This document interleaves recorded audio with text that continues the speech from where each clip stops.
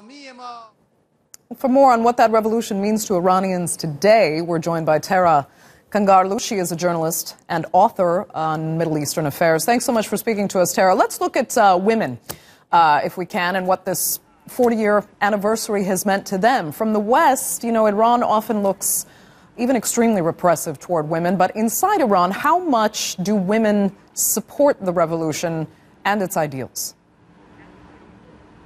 Thank you so much for having me.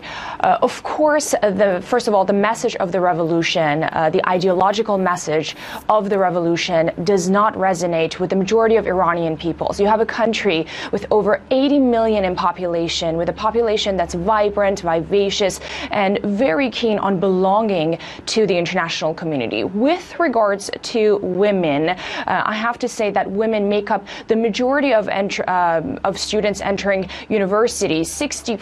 We have a 90% literacy rate in Iran right now. So if you want to compare the situation of women to the United States or the United Kingdom, of course it's not going to compare. But if you compare their situation to neighboring countries, certain Gulf countries, of course they are a progressive group and they have a lot of freedoms that other women in the region are deprived of.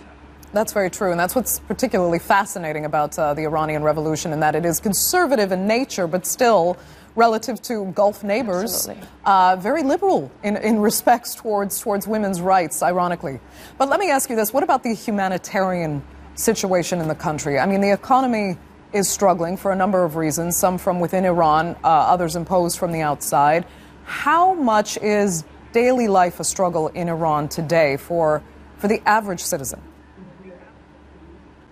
Great question. I also want to add a point about women's right in a way that the women in Iran don't see it the way that certain groups in the U.S. and the current administration in particular does see it. For the Iranian women, for example, the issue of hijab is the least amount of concern. Of course, they don't want to be forced to wear what they're told to wear, but it's more of their interest in having the very basic free will that other women have elsewhere in the world. But with regards to the daily life of people in Iran, of course, with the new imposed sanctions by the United States, life is sort of moving backward to the era that we have under Ahmadinejad.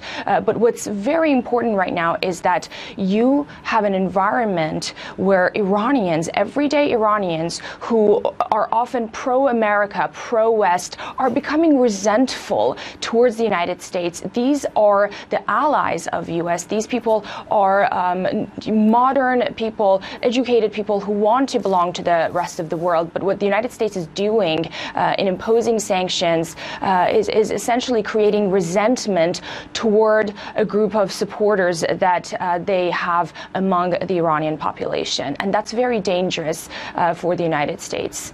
Indeed. Okay, Tara, unfortunately, we're going to have to leave it. And I'd like to thank you, though, so much for joining us there live from London with your insights.